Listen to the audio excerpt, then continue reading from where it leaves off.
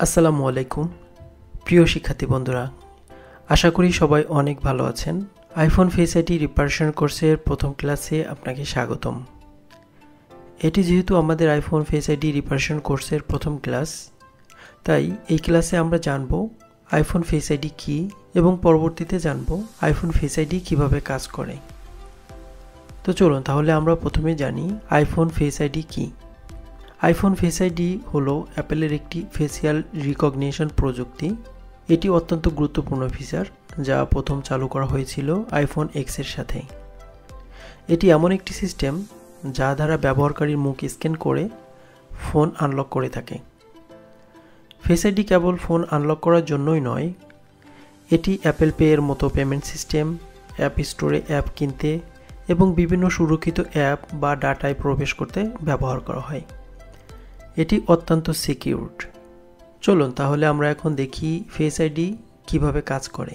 আইফোনের face ID কাজ করে ফোনের উপরের অংশে থাকা ট্রু ডেপথ ক্যামেরা সিস্টেমের মাধ্যমে, যা কয়েকটি গুরুত্বপূর্ণ পার্টসের সমন্বয়ে গঠিত হয়। চলুন তাহলে আমরা দেখি কোন পার্টসগুলো দিয়ে ট্রু ডেপথ ক্যামেরা সিস্টেম ব্যবহৃত হয়। এই পার্টসগুলোর মধ্যেও রয়েছে প্রক্সিমিটি সেন্সর এবং ইলুমিনেটর।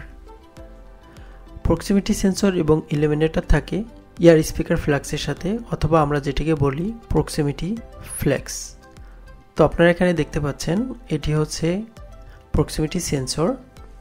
এটাকে আমরা টোটালি প্রক্সিমিটি সেন্সর বলতে পারি। তবে এই প্রক্সিমিটি সেন্সরের মধ্যে দুটি পার্ট রয়েছে।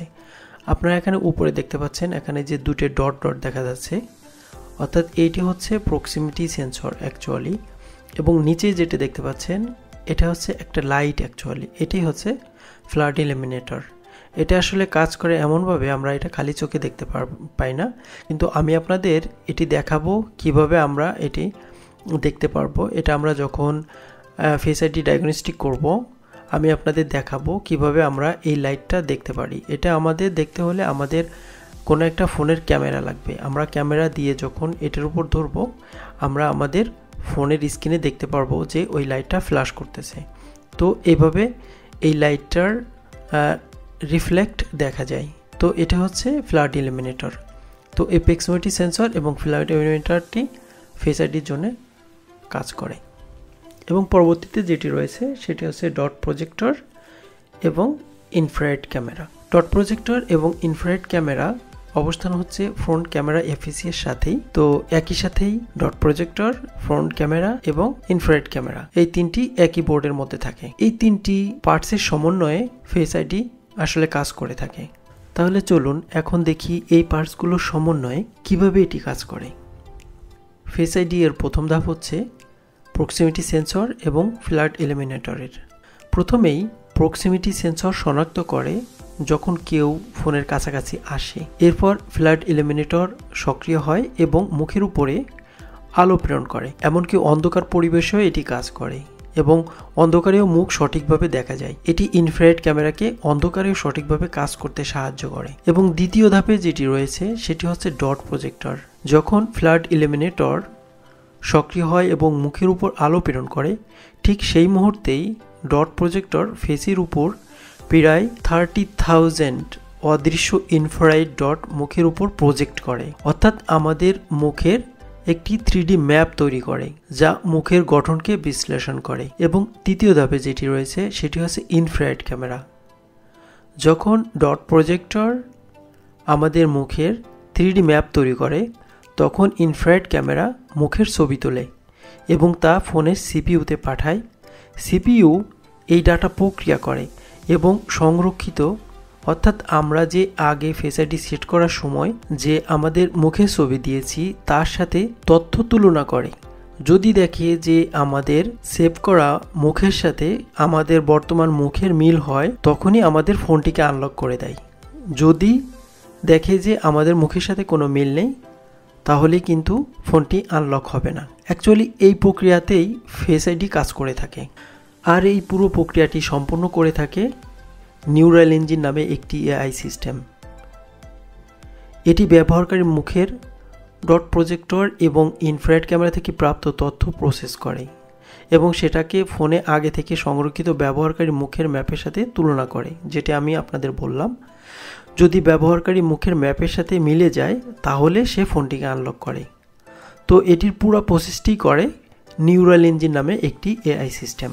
এটি খুব দ্রুত কাজ করে এবং মেশিন লার্নিং ব্যবহার করে ব্যবহারকারীর মুখের ছোটোখাটো পরিবর্তনগুলোকেও চিনতে পারে, যেমন দাড়ি রাখা, মাস্ক পরা, চশমা পরা বা টুপি পরা। নিউরাল ইঞ্জিনের কাজ অত্যন্ত নিরাপদ, কারণ এটি শুধুমাত্র ব্যবহারকারী ডিভাইসের ভিতরেই প্রক্রিয়া হয় এবং কোনো তথ্য বাইরে পাঠানো হয় না। এর ফলে ফেস আইডি দ্রুত, নির্ভুল এবং নিরাপদ হয়ে থাকে।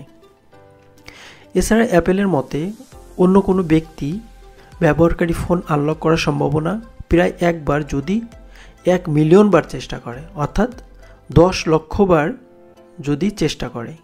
এটি ছিল ফেস আইডির পুরো প্রক্রিয়া। এখন আমি আপনাদের ফেস আইডি রিপারেশনের ক্ষেত্রে কিছু সতর্কতামূলক কথা বলবো। আমাদের ফেস আইডি রিপারেশনের ক্ষেত্রে অবশ্যই অনেক সতর্ক থাকতে হবে।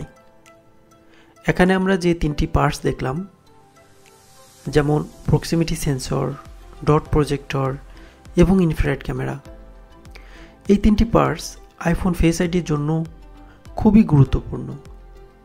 এখানে 3টি পার্টসই ইউনিক। এটির যে কোনো একটি ড্যামেজ হয়ে গেলে ফেস আইডি আর কখনোই কাজ করবে না। একটি ফোনের পার্টস অন্য ফোনে ব্যবহার করা যাবে না, বা একটি পার্টস পরিবর্তন করে আমরা নতুন পার্টসও ব্যবহার করতে পারবো না। যদি আমরা এই পার্টসগুলো ব্যবহার করি তাহলে কিন্তু ফেস আইডি কাজ করবে না। এখানে পার্টস পরিবর্তনের কোনো সুযোগ নেই, তবে এখানে পার্টস রিপারেশন করার সুযোগ রয়েছে। এখানে যে পার্টস বা কম্পোনেন্ট ব্যবহার করা হয় বা চিপ ব্যবহার করা হয়, এগুলো আমরা পরিবর্তন করতে পারবো, তবে আমরা এটাকে কমপ্লিটলি ড্যামেজ করতে পারবো না। তাই আমাদের ফেস আইডি রিপারেশন করাটা শেখা অনেক জরুরি।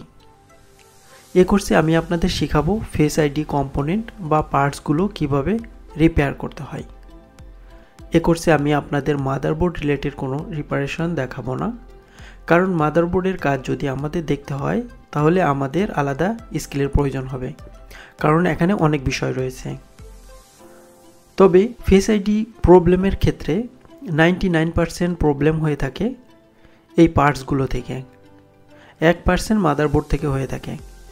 অ্যাপেলের মাদারবোর্ড অত্যন্ত স্টেবল, এজন্য মাদারবোর্ডে আমাদের খুব বেশি কাজ করতে হবে না। সাধারণত আমাদের এই পার্টস সমস্যাগুলোর কারণেই ফেস আইডি সমস্যা হয়ে থাকে।